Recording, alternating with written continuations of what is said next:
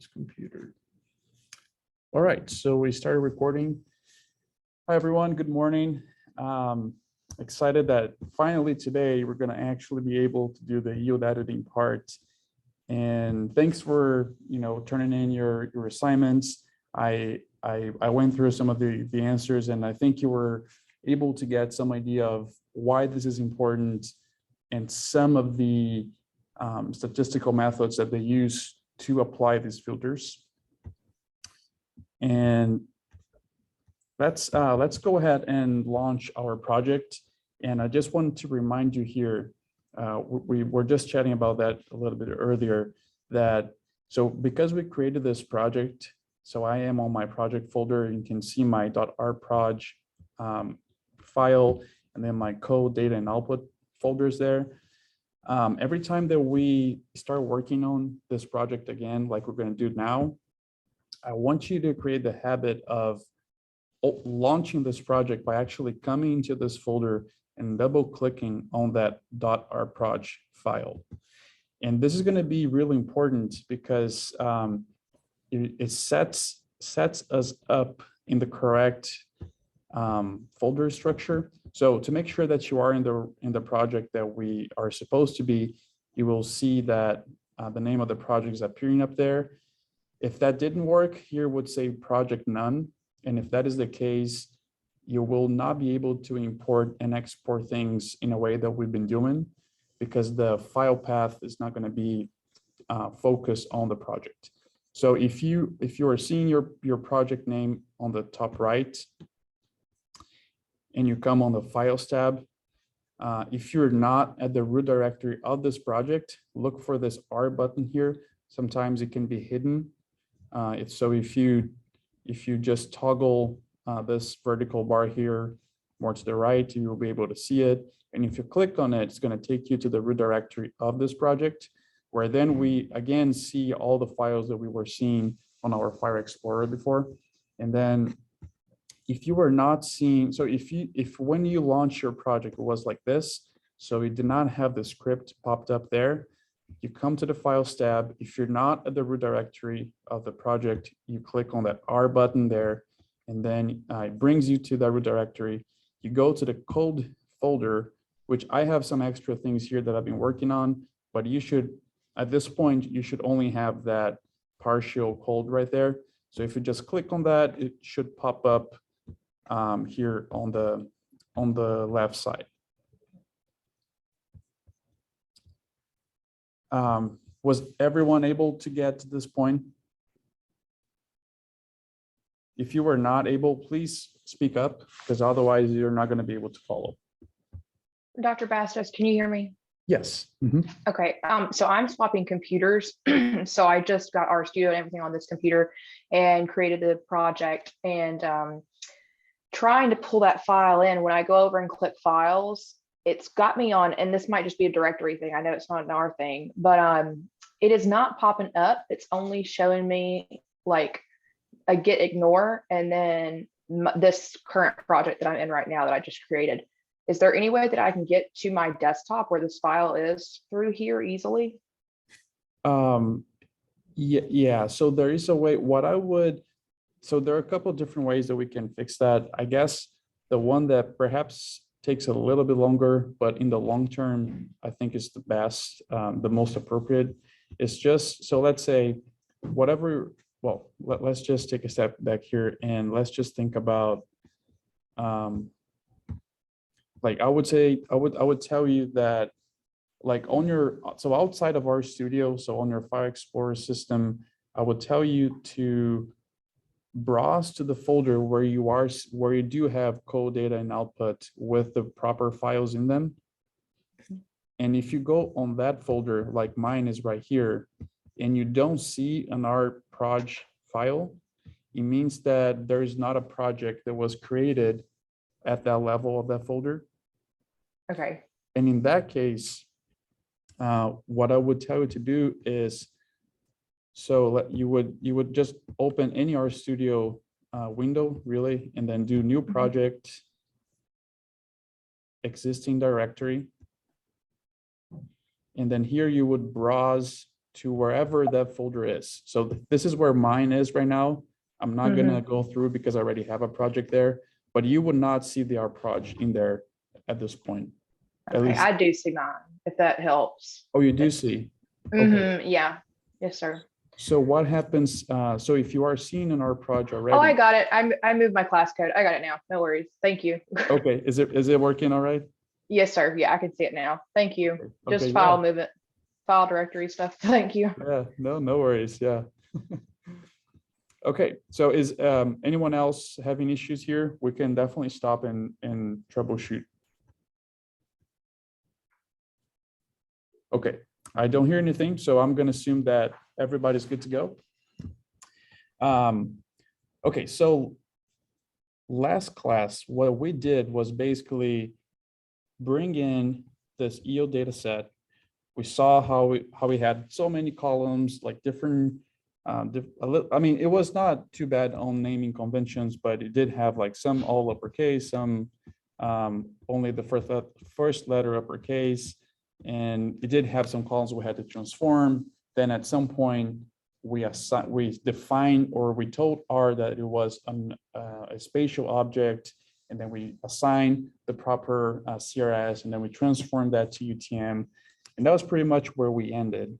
And I just want to show you here on the rank. So I'm just using my table of contents on the right here and just browsing to the last chunk that we saw last time, which was about using the pipes. And I just want to quickly tell you again what the pipes do and why they're really cool.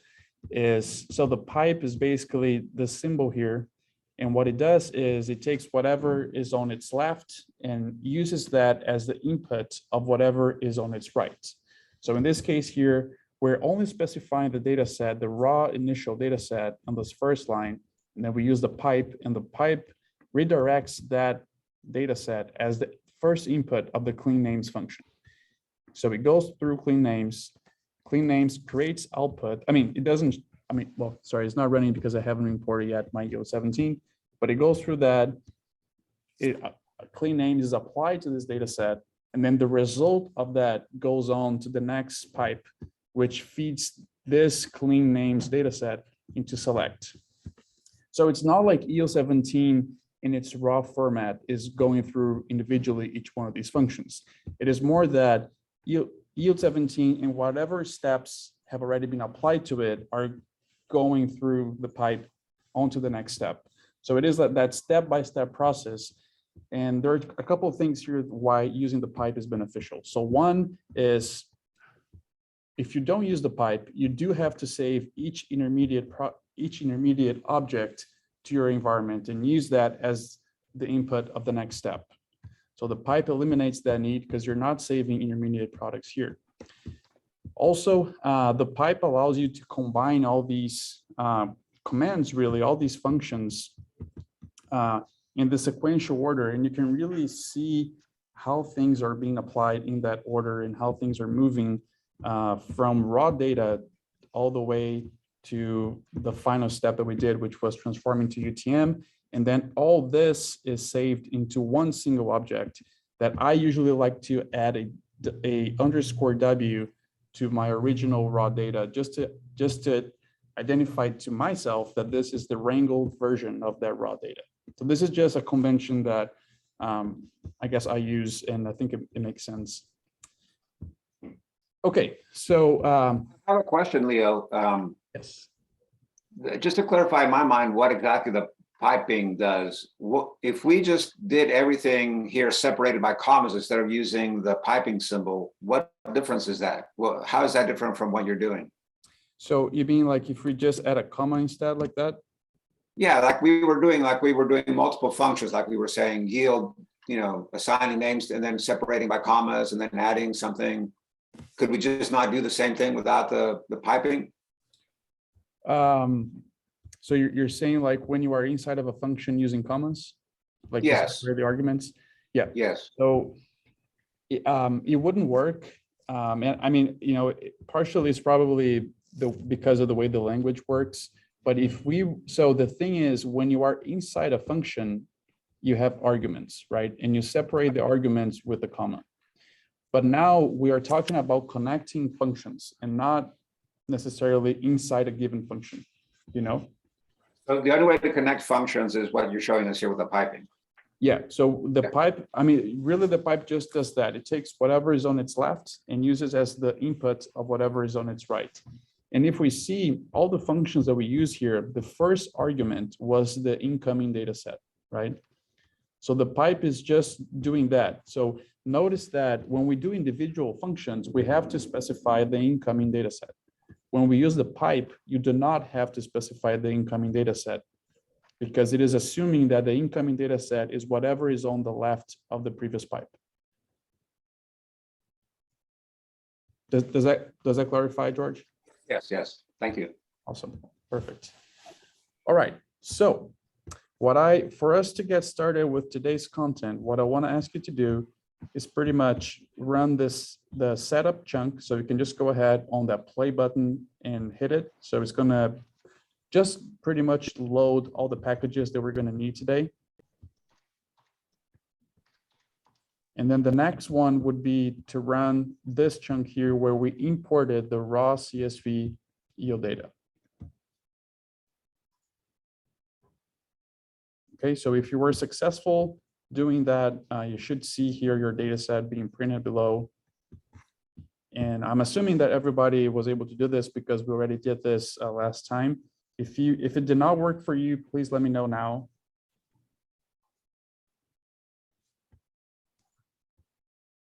Okay, I'm assuming everybody was able to import, and we can tell that just by looking at on the right here as well on the environment. So I mean, if it had failed importing, you would not have printed the data set below here. And also another way of telling is if you see this object on your environment. Okay, so now if you guys remember what we did last time is we did some exploratory quickly here on this data. I'm not going to do today because we already did that. And then we checked the distributions of yield, of speed. We did a plot with the yield data, the raw yield data. And then we went on to the wrangling part of it where we did all those 7 steps individually, right? We are not going to have to do any of that today.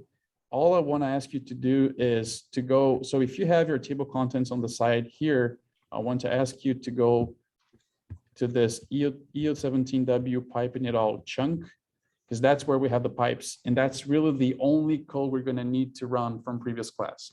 And again, this is just because on previous class, we did all the individual steps separately, but then in the end, I showed you how to connect them. So we're just gonna run this pipe here.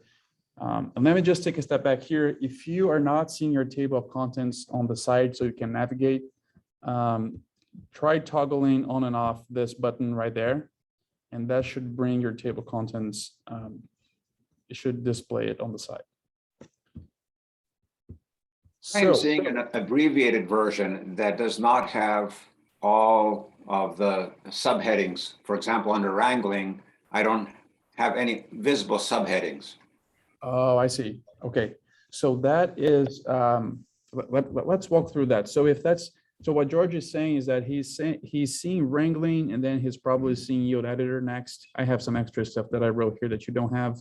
Yes, that's correct. Yeah. Okay. So if you're not seeing the intermediate steps here, those are actually the chunk names. So this is the chunk name. Let me just go back to wrangling. So it's more, so this here is the chunk name that is appearing on the side here. If that is also not showing up to you, let me show you how to make that, appear on the side. So we would come here on tools, and then you go to global options. On global options, you come to R Markdown here on the left. And then on the basic tab, we have here show in document outline. So if you're not seeing the chunk names, it's probably saying sections only. So just switch that to sections and name chunks. And don't forget exactly to what I have. Yeah, sections only. Okay. Yeah, so you change that to sections and name chunks, and don't forget to hit apply. And now you should be able to see the chunk names as well.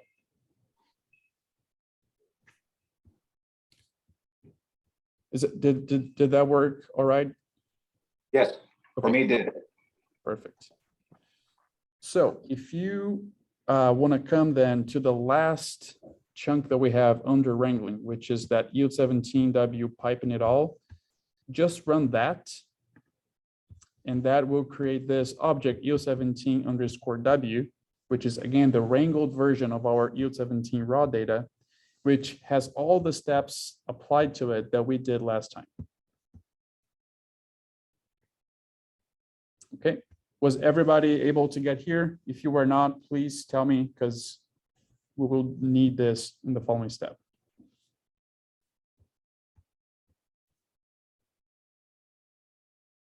Okay, so I'm assuming everybody was able to do that.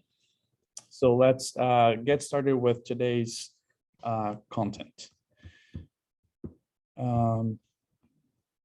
Okay, we did all that. So I already left you some code here. So if you can just run that, what this is going to do is basically,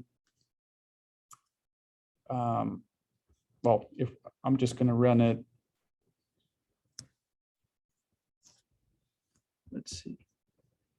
So we do have, this is still the version before we talked about using colorblind safe scales. So let's just try to hashtag off the scale color gradient here so R doesn't interpret it. And after that, plus hit enter, and let's use that scale underscore color underscore viridies.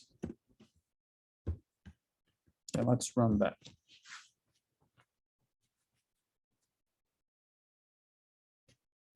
Okay, so this is what you all should be seeing. What we're doing here, and maybe you didn't notice because I didn't explicitly point out, but let me just take a step back and do that.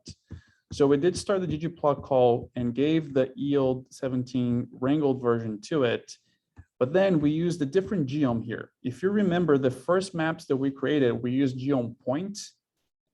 Now we're using geom SF. So SF is that spatial package that allows us to do so many different things, including what we did when we transformed this object to geospatial and we assigned it, the correct CRS and transformed to UTM. We were doing all that using functions from the package SF. So the package SF also plays nicely with ggplot because it gives us a geom SF, where it really helps with plotting of vector geospatial data like we have here. So let me, so if you all want to keep your screen at this, I just want to point, so stay there. I'm going to switch mine because I want you to compare yours with something that we did before. Okay, so this was how the map looked like before we transformed to geospatial data. And now if you look at your screen and you're seeing the current version that we just did, can you spot any very clear differences? I mean, of course, the yield range is different. I mean, so I don't want you to focus on that itself, more on the way the map looks overall. Can you tell any differences there? The map is non-baked in? Yes. So the shape of the map is different, right? It looks different, right? Yes, and let me tell you why. So before, at this point here that I'm showing on my screen, this was just a data set where R did not know yet that it was a spatial data set. So it just used a coordinate system that tries to show you the most information on that rectangular plot.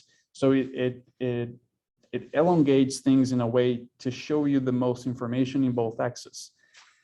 However, that's not what we want to do when we have maps, because we have to really follow the proper range of values to make the map to have the shape that it has in actuality, in the real world, which is what you guys are seeing here, right? So we see now also that geom SF looks at this SF object, the spatial object. It knows that, well, it is actually very interesting, another thing to point out, because we have transformed this EO17W to UTM. However, the default behavior of GeoMSF when it is showing you the data is to actually showing lat long. So it is showing degrees north and degrees west on the X and Y axis, even though the underlying data was reprojected to UTM. And because it knows it is a geospatial data set, it does not try to utilize all the area of the plot to like elongate the plot and show you the most of the data. It really keeps the shape of that field as it should be with any geospatial layer. Okay, so this is basically the data set, the raw data set that we at this point are going to start to apply the yield editor functions to it. So, you know, all of you read the paper, so you know that I think in that paper they had like 12 different filters perhaps. I decided to show you here how to implement 5 of them, which is not going to give you the same result as if you were to apply all 12, but these are still some of the ones that are simple to implement and yet are very important to implement. So I decided to show you these. So we're going to apply the mean and maximum yield filter, the mean and max speed filter, and the position filter. Leo, I would like to interrupt and to ask the students if something about the map, if you could scroll back up to the map. Mm-hmm. So can anybody tell us why you think the edges of the field look like a Persian rug? In other words, like they have fringe on the edges?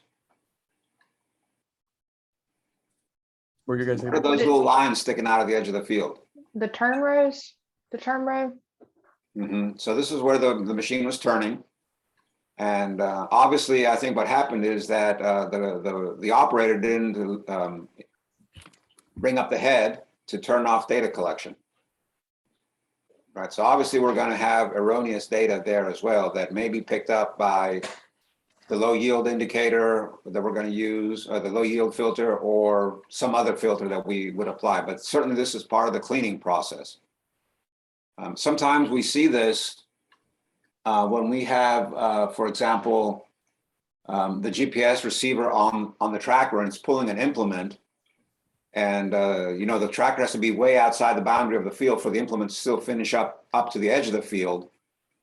And so you see that edge effect, which actually includes real data. But here on a cotton picker, the harvesting is happening, you know, right where the GPS receiver is. You may remember from that photograph that the GPS receiver is actually sticking out over the cab, so it's right over the head, over the ducts where the measurements are making. So this is obviously an error of the operator of not lifting up the head when he's coming around to enter the next row. Perfect. That was very, very good to point out. Yep. And So that's, we always have to look at these data. That's why I said before, you know, you just can't go into this process without having some good understanding of the harvesting process or whatever kind of map you're looking at, what the operator would or would not be doing, how you interpret some of the weird things that you see on the maps, okay?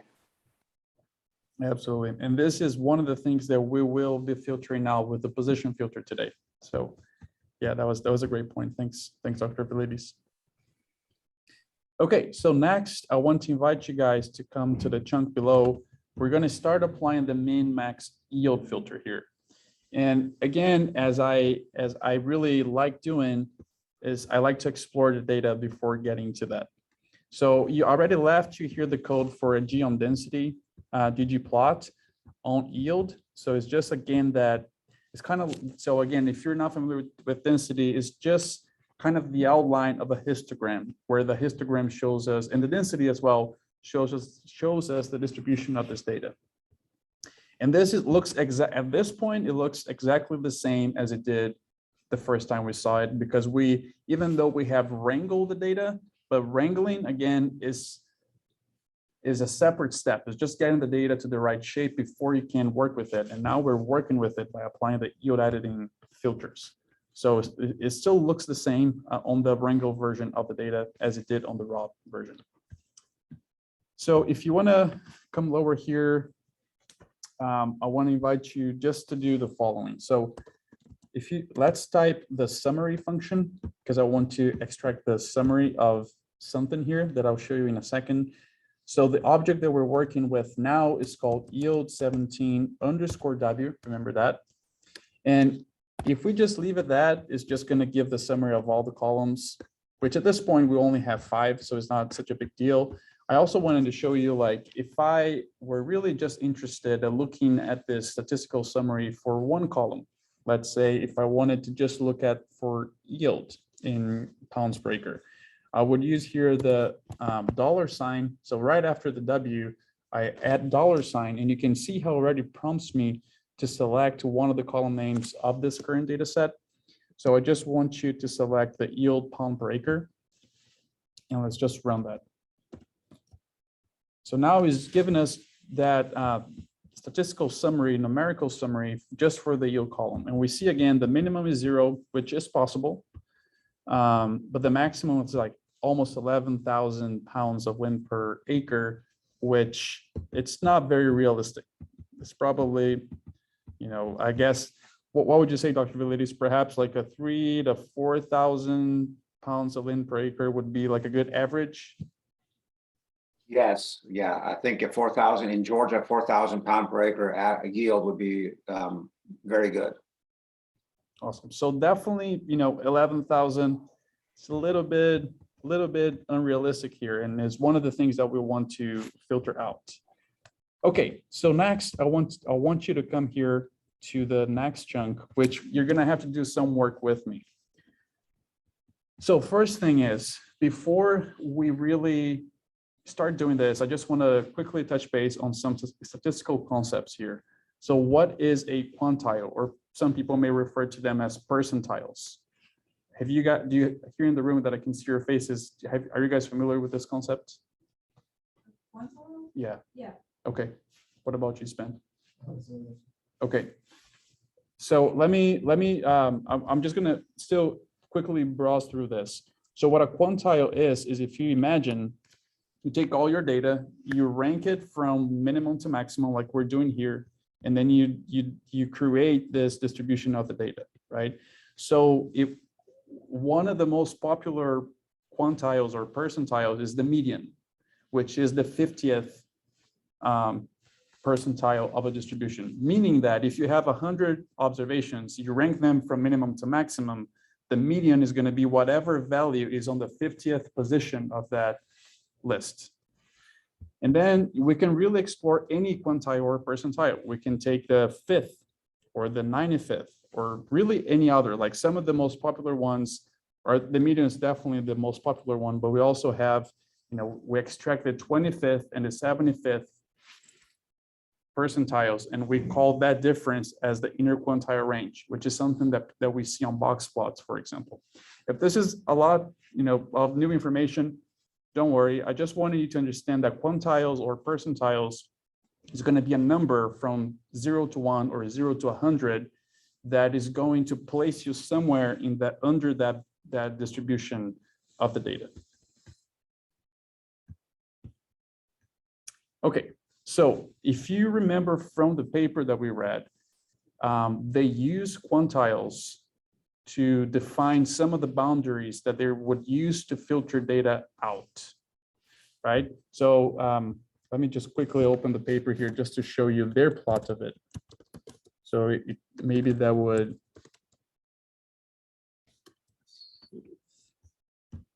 just ring a bell. So this is their description of that. So they're using a histogram here, and they're defining the quantiles that they want to use to filter data out.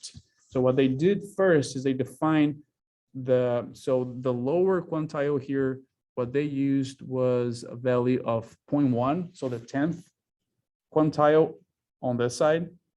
And on the upper side, they used 99th quantile. So they defined these two boundaries first, and then they use a formula here to basically expand them out to include more data, and then filter what's outside of what is less than min y and what is more than max y here. So what we're going to do next is basically apply these concepts to our data. So we're first going to find the 10th quantile and the 99th quantile, and then we're going to use the formula they show here to expand them out to find min y and max y, and then filter everything that falls outside that range. Okay, so the first thing I want to ask you to do is to come here in the code on this low Q yield. Just going to add the assign symbol there, and R has a function called quantile. So we're going to use that function.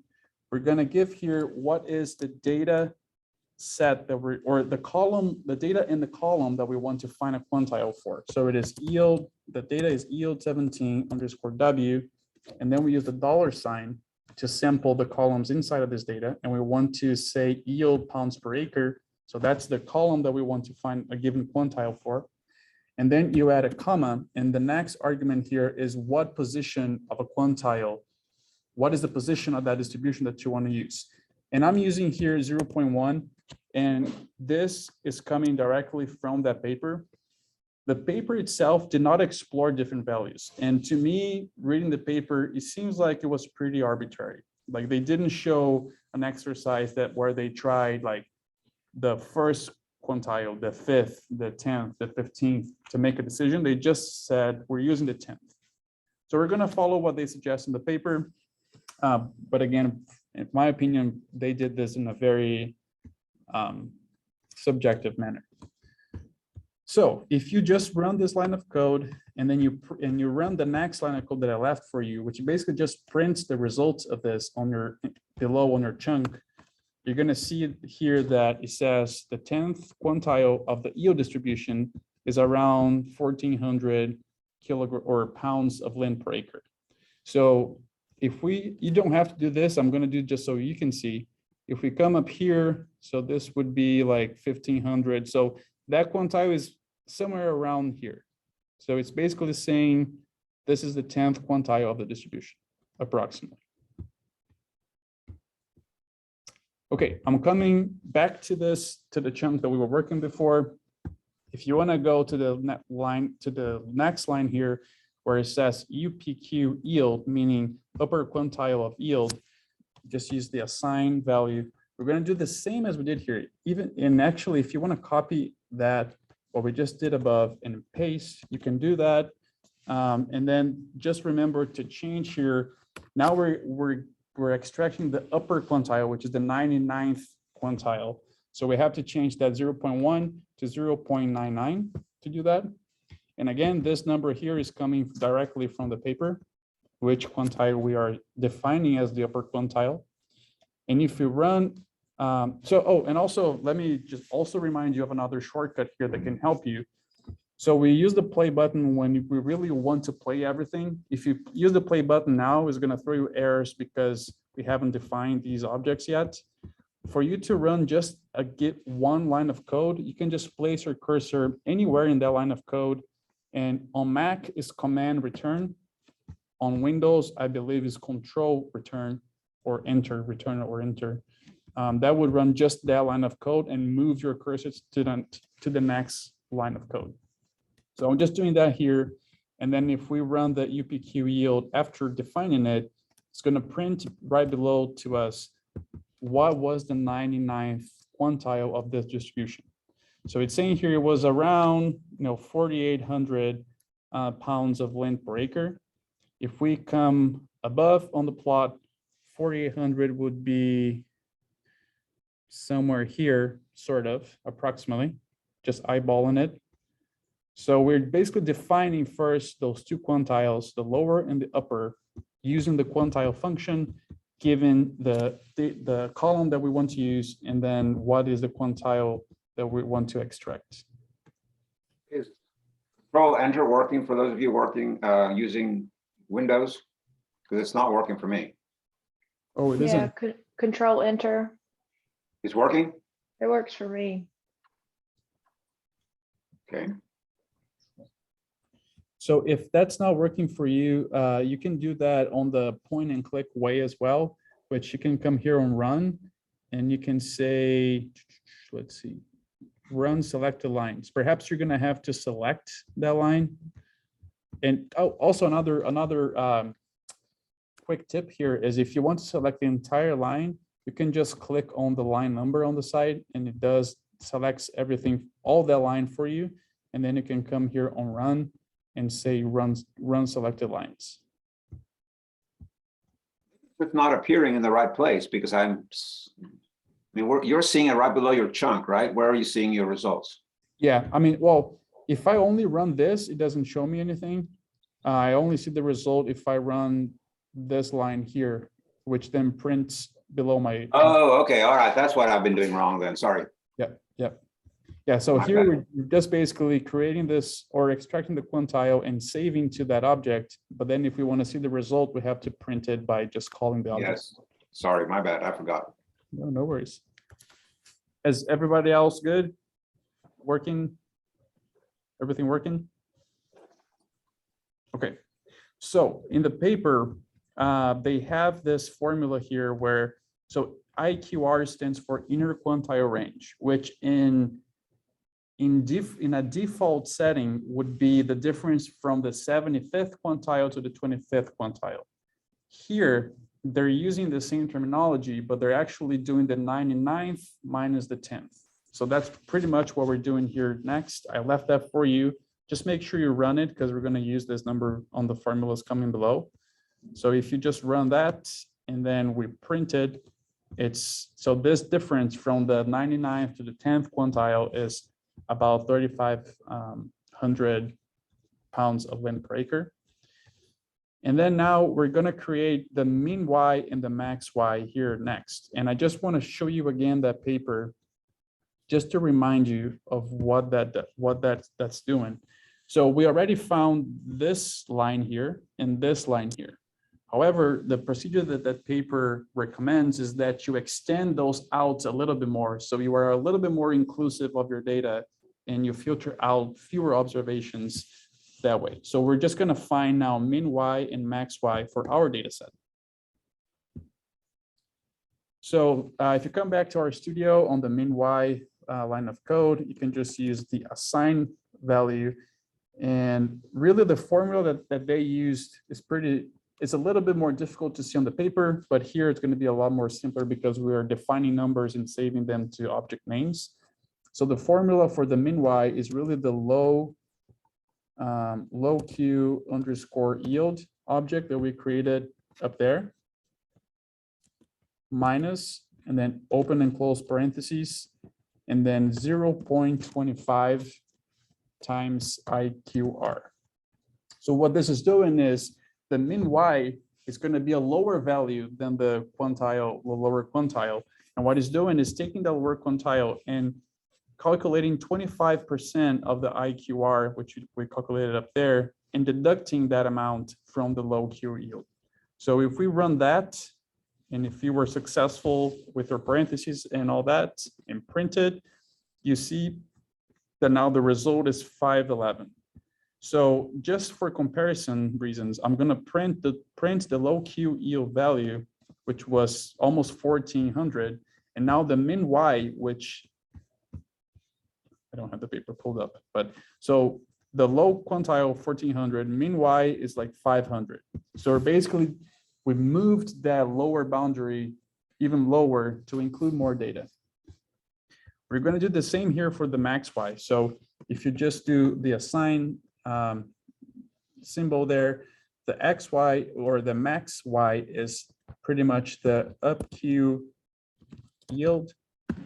And now instead of minus, we want to go more than the upper quintile. So it's a plus and then 0.25 times IQR. So now we are extending upwards the upper quintile in 25% of the inner quintile range value.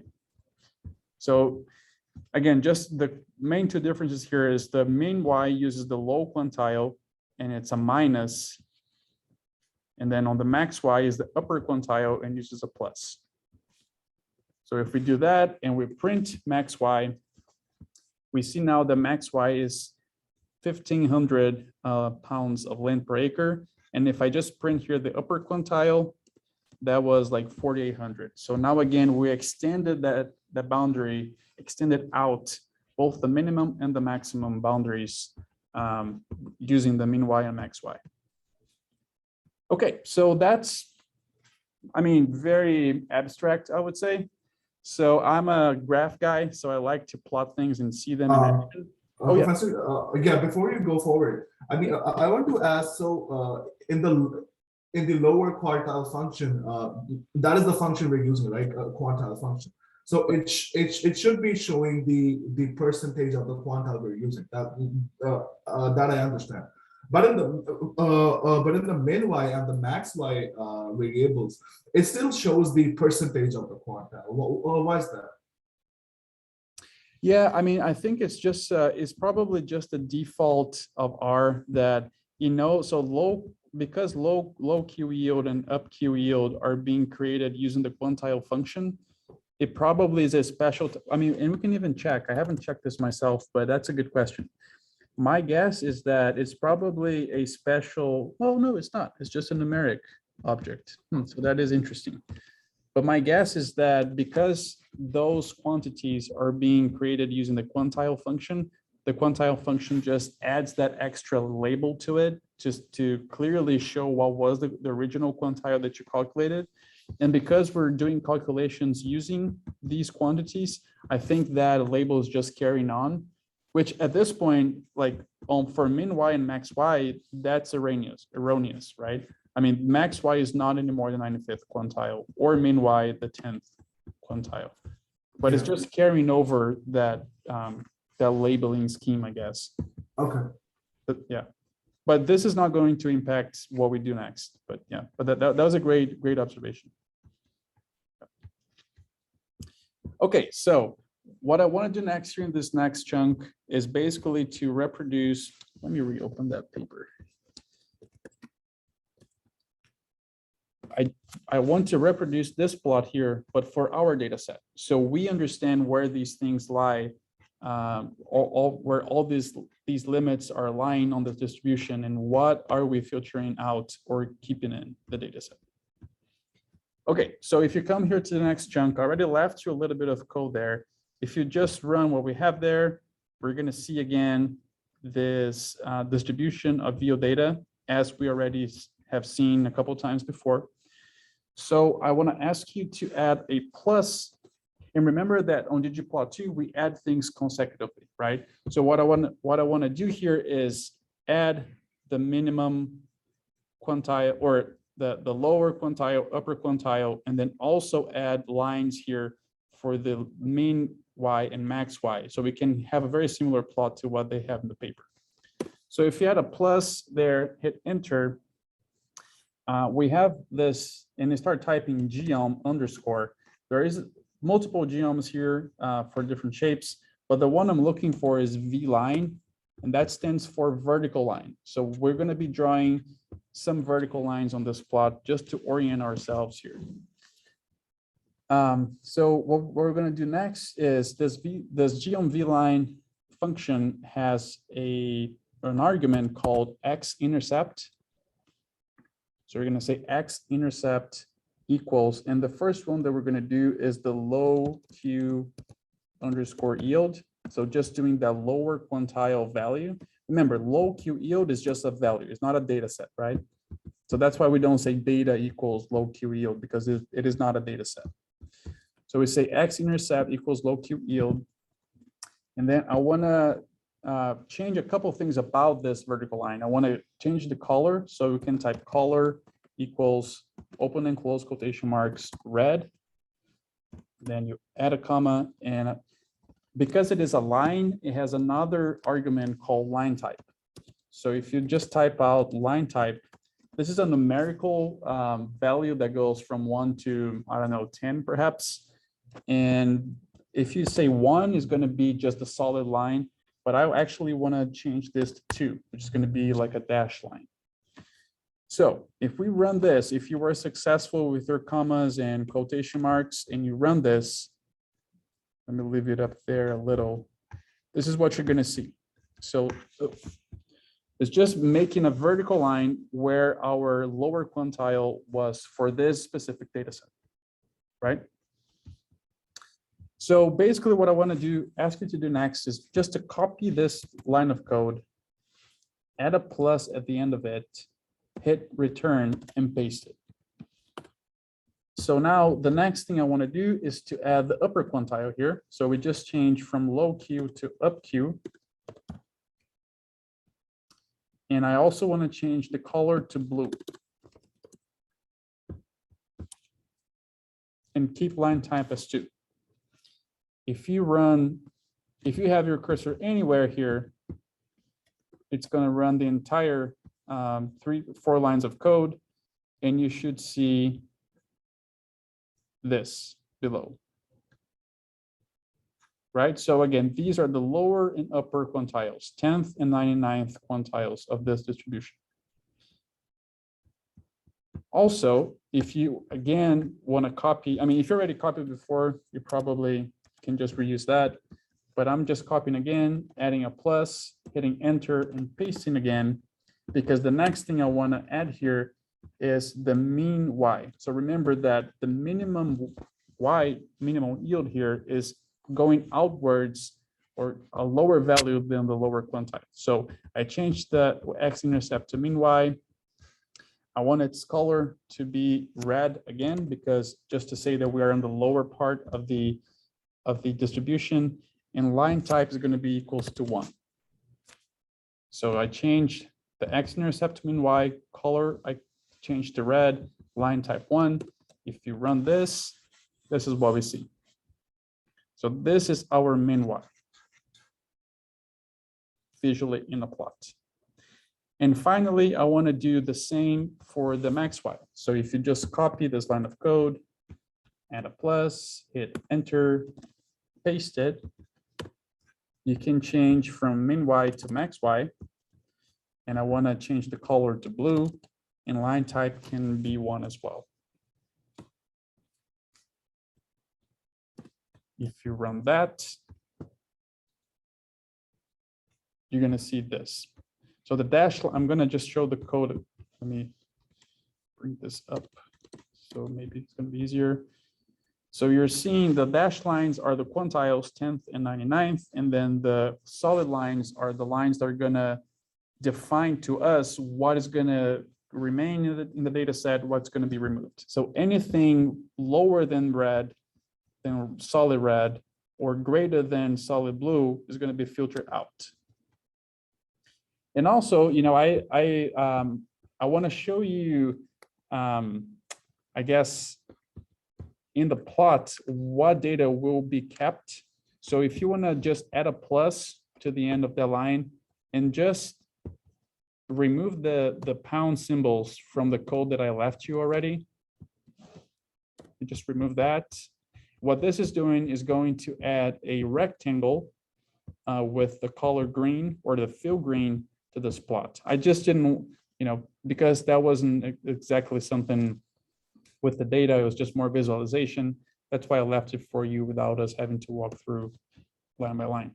But pretty much this, if you run that, so if you add a plus there and remove the pound symbol from everything, you see this, where this green rectangle is really showing us what data will be left in the data set, and whatever is not green is going to be filtered out. Okay. Was everybody able to follow the code? Everybody able to understand what we're doing and how we're defining these limits and using them on Zoom? I have a question real quick. I've got all my code typed, but it's not, I'm getting an error message. And I think it might be because, like I said earlier, I swapped computers, but it's saying that, well, at first it said that with the mapping, it had the na.rm equals false. And so I thought that might be from, I don't know, from the other day. But now it's saying that it cannot add GG proto objects together. Did you forget to add this object to a ggplot object? And your code is exactly like mine? Yes, sir. Yeah, it's. Oh, I think I know what could be happening. Can you check if you have the pluses afterwards? I do. Mm-hmm. You do have all the pluses? Mm-hmm. Do you want to share your screen quickly so we can take a look? Yes, sir. Let me stop sharing. I don't know if you have I think you have, I think you can share. Oh, sorry, I forgot to hit share. There we go. Okay, I think you're missing a plus after the first geom density. So on line Okay. 2.7. Yep. Okay, So add a plus there and then let's try I'm gonna that. try to run. Yeah, Perfect. Oh, there you yay. go. Thank you so much. Yeah, no worries. Okay, so I'm gonna start sharing again. Okay, so everybody else was able to get to this point here on Zoom. All right, so I'm just gonna come lower here. And so all of this that we're doing is we define the values that we want to use to filter. We have not filtered yet. We're just visually assessing those values and where they fall in our distribution of yield. So if you want to come lower here on the next chunk, I left already the object name there. What it means to me is just the yield 17 wrangled version and yield filter applied, kind of like what in my head that translates into. So if you just want to add the assignment number, we're going to start with our yield 17 underscore W object. And because we're fancy now, we're going to use the pipe. So you can add the percent greater than percent. Should be like that. And just hit enter just to break line. That's kind of the convention. You don't have to, but it's the convention to make it more easily readable. And then we're going to use this function called filter from the package dplyr. So the way that this function works is you give a condition based on a column. So what we want to do, again, is to filter yield data that is lower than our min y. So filter out, well, I guess this is actually a good discussion point, because we can either filter out or only keep what we want. So in this case here, we're actually keeping what we want. So what we want is anything that's greater than the red line and anything that is lower than the blue line, right? So those are the values we want to keep. That's what we're going to tell on this column here. To do that, I just want to print quickly here yield 17W. So we have a quick reminder of the column names. We want to use the yield pound per acre column to do this. So we do here, we just type yield pound per acre greater than min y. So again, this condition right here, we want things that are greater than this red line, red solid line. And we use the and symbol to say that we also want yield pound per acre that is less than the max y. And something to notice here is if you have done any type of conditional sentence like we're doing now in Excel or maybe any other programming language, maybe you came across this concept of we're using and because for the data point to remain in the data set, it has to fulfill both of those conditions. This could have been an or instead of and, which I'm not going to show you to not get things confused. But you know, it is important that it is and because it has to fulfill both of those conditions. So if we run this, it should run without any errors if you're able to follow. And then if we print it, just going to print it here below. You know, it still looks very similar to what it did before. The one thing for you to notice is that now the number of rows changed. So now this object that was filtered based on yield has these many rows.